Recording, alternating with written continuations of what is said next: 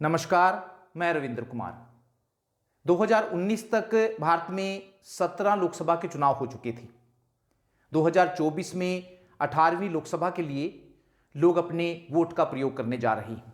2024 के चुनाव को कई मायनों से खास बताया जा रहा है, लेकिन इसका यह मतलब कतई नहीं है कि इससे पहले 17 बार लोकसभा के जो चुनाव हो चुके हैं वे खास नहीं थे। वास्तव में भारत में हर चुनाव खास रहा है।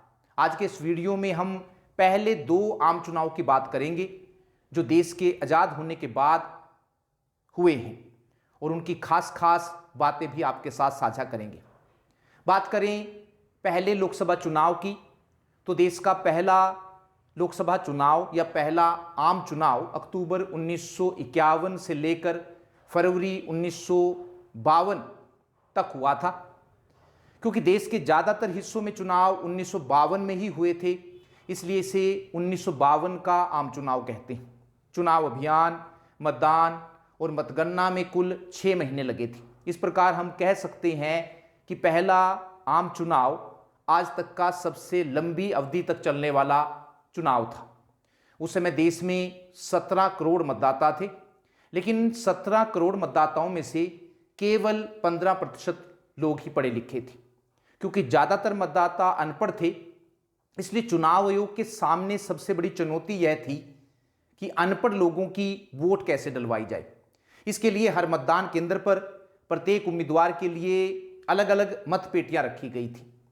मतपेटी पर एक तरफ उम्मीदवार का चुनाव चिन्ह लगाया गया था और दूसरी तरफ उम्मीदवार का नाम हिंदी, उर्दू और पंजाबी में लिखकर लगाया गया था। मतदान वाले दिन जितने भी लोग वोट डालने आए थे, उनमें से प्रत्येक मतदाता को पीठासीन अधिकारी यानी कि प्रिजाइडिंग ऑफिसर ने अपनी मोहर लगा एक खाली मतपत्र दिया था। ध्यान से मैं आपको बता रहा हूं, मतदाता को उस समय उस पर चुनाव चिन्ह नहीं था। मतदाता को प्रिजाइडिंग ऑफिसर ने, पीठासीन अधिकारी ने अपनी मोहर लगा एक खाली मतपत्र दिया था। उस मतपत्र पर किसी भी उम्मीदवार का कोई चुनाव चिन्ह नहीं था। मतदाता को यह मतपत्र अपनी पसंद की उम्मीदवार की मतपेटी में डालना होता था। क्योंकि सभी उम्मीदवारों की अलग अलग मतपेटियां रखी गई थी, इसलिए पहले आम चुनाव में 20 लाख स्टील की मतपेटियों का इस्तेमाल हुआ था। चुनाव करवाने के लिए 3 लाख से भी ज़्यादा सरकारी अधिकारियों और कर्मचारियों को लगाया गया था। यह चुनाव लोकसभा की 489 सीटों के लिए हुआ था। इन 489 सीटों के लिए 1874 उम्मीदवारों ने चुनाव लड़ा था, अर्थात प्रत्येक सीट के लिए 4 से भी ज़्यादा उम्मीदवार चुनाव मैदान में थे। इस चुनाव में 44.87% मतदान हुआ था, यानी कि 45% लोग अपने वोट का प्रयोग करने गए थे। चुनाव के बाद जब वोटों की गिनती की गई तो कांग्रेस पार्टी को लोकसभा की 489 सीटों में से 364 सीट मिली थी। भारतीय कम्युनिस्ट पार्टी दूसरे नंबर पर रही थी और उसे सिर्फ 16 सीटें मिली थी। राज्य विधानसभा के चुनाव भी लोकसभा के चुनाव के साथ ही कराए गए थे और राज्य विधानसभा के चुनाव में भी कांग्रेस को ही सफलता मिली थी। इस प्रकार हम कह सकते हैं कि पूरे देश में तो कांग्रेस की सरकार बनी थी, केंद्र स्तर पर तो कांग्रेस की सरकार बनी थी, लेकिन साथ ही सभी राज्यों में भी कांग्रेस की सरकारें ही बनी थी। इस चुनाव के बारे में हिंदुस्तान टाइम्स ने लिखा था, यह बात हर जगह मानी जा रही है कि भारतीय जनता ने विश्व के इतिहास में लोकतंत्र के सबसे बड़े प्रयोग को अच्छी प्रकार से अंजाम दिया है। 1952 के चुनाव को पूरी दुनिया में लोकतंत्र के इतिहास में मील का पत्थर कहा जाता है, क्योंकि इसने यह सिद्ध कर दिया था कि चुनाव गरीबी और अनपढ़ता के माहौल में भी करवाए जा सकते हैं। पहले लोकसभा चुनाव की एक खास बात ड्यूल सीट सिस्टम थी। ड्यूल सीट सिस्टम का मतलब एक ही सीट पर 2 सांसदों का चुना जाना था। पहले चुनाव में SC ST के लिए अलग से स्थान आरक्षित नहीं किए गए थे। इस चुनाव में लोकसभा की 89 सीटों पर 2 उम्मीदवार चुनाव जीते थे। इन दोनों उम्मीदवारों में से एक सामान्य वर्ग का था और दूसरा आरक्षित वर्ग का था, यानी SC ST वर्ग का था। प्रश्न पैदा होता है कि ऐसा क्यों किया गया। इसके उत्तर में यह कहा जा सकता है कि आरक्षित वर्गों को प्रतिनिधित्व या एससी एसटी को प्रतिनिधित्व देने के लिए यह फार्मूला अपनाया गया था। उस समय आरक्षित वर्ग के लिए अलग से सीटें निर्धारित नहीं की गई थी, बल्कि कुछ सीटें ऐसी रखी गई थी जहां से दो दो सांसदों को चुनना था। इन सीटों पर मतदाता को भी दो दो वोट डालने थे, लेकिन शर्त यह थी कि कोई भी मतदाता अपने दोनों वोट एक ही उम्मीदवार को नहीं डाल सकता था। उसे एक वोट सामान्य वर्ग के उम्मीदवारों में से किसी एक को देना होता था और दूसरा वोट आरक्षित वर्ग के उम्मीदवारों में से किसी एक को देना होता था। वोटों की गिनती के दौरान सामान्य वर्ग के जिस उम्मीदवार को सबसे ज्यादा वोट प्राप्त होते थे उसको विजयी घोषित किया जाता था और इसी प्रकार आरक्षित वर्ग के जिस उम्मीदवार को सबसे ज्यादा वोट प्राप्त होते थे उसे विजयी घोषित किया जाता था। यह व्यवस्था दूसरे आम चुनाव यानी कि 1957 तक चली। 1962 के चुनाव में इस व्यवस्था को समाप्त कर दिया गया और लोकसभा की कुल सीटों में से कुछ सीटें एससी एसटी के लिए आरक्षित या रिजर्व कर दी गई।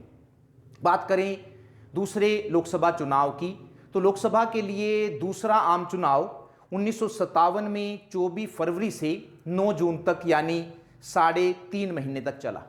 इस चुनाव से पहले देश का मानचित्र पूरी तरह से बदल चुका था। 1956 में राज्य पुनर्गठन अधिनियम के तहत सरकार पूरे देश को 14 राज्यों और 6 केंद्र शासित प्रदेशों में बांट चुकी थी। अब यह क्लियर स्थिति बन गई थी कि देश के 14 राज्यों में और 6 केंद्र शासित प्रदेशों में चुनाव कराया जाएगा। दूसरे आम चुनाव में 4 राजनीतिक दलों को राष्ट्रीय स्तर के राजनीतिक दल के रूप में मान्यता दी गई थी। यह मान्यता उन्हें पहले आम चुनाव में मिले 3% वोटों के आधार पर दी गई थी, यानी कि यह देखा गया था कि जिन राजनीतिक दलों ने पहले आम चुनाव में 3% या उससे ज्यादा वोट प्राप्त किए थे उनको राष्ट्रीय स्तर के राजनीतिक दल के रूप में मान्यता दी गई थी। और ये 4 राजनीतिक दल थे जिनको राष्ट्रीय स्तर के राजनीतिक दल के रूप में मान्यता दी गई थी। भारतीय राष्ट्रीय कांग्रेस, प्रजा सोशलिस्ट पार्टी, भारतीय कम्युनिस्ट पार्टी और भारतीय जनसंघ। दूसरे लोकसभा चुनाव में 1519 उम्मीदवारों ने चुनाव लड़ा था। यह संख्या अब तक की सबसे कम संख्या है। इसके बाद से चुनाव लड़ने वालों की संख्या साल दर साल बढ़ती ही चली गई है।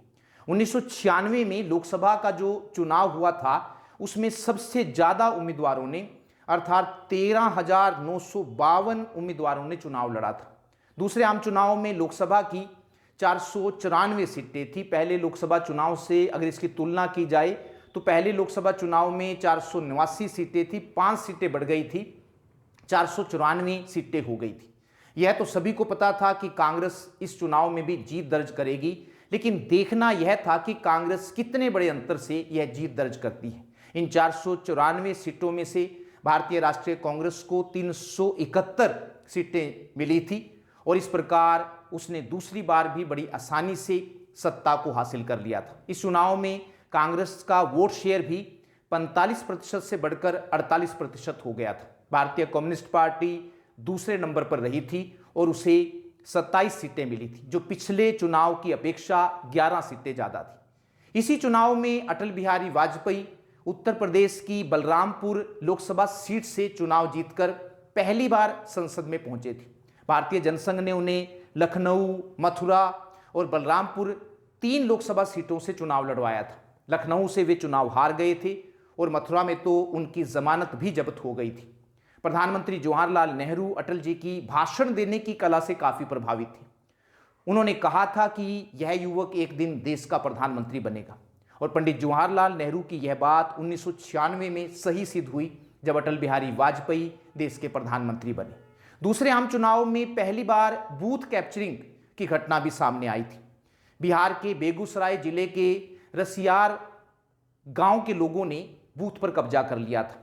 इसके बाद होने वाले लगभग सभी चुनाव में बूथ कैप्चरिंग की घटनाएं बढ़ती ही चली गई। इस चुनाव की एक खास बात यह भी थी कि 42 सीटें आजाद उम्मीदवारों ने जीती थी। अगर वोट की बात करें तो इस चुनाव में 47.8% लोगों ने मतदान किया था, अर्थात अभी भी जो मतदान प्रतिशत था वो 50% से कम था। आगे भी हम तीसरा और चौथा आम चुनाव की जो खास खास बातें हैं वो आपके सामने लेकर आएंगे।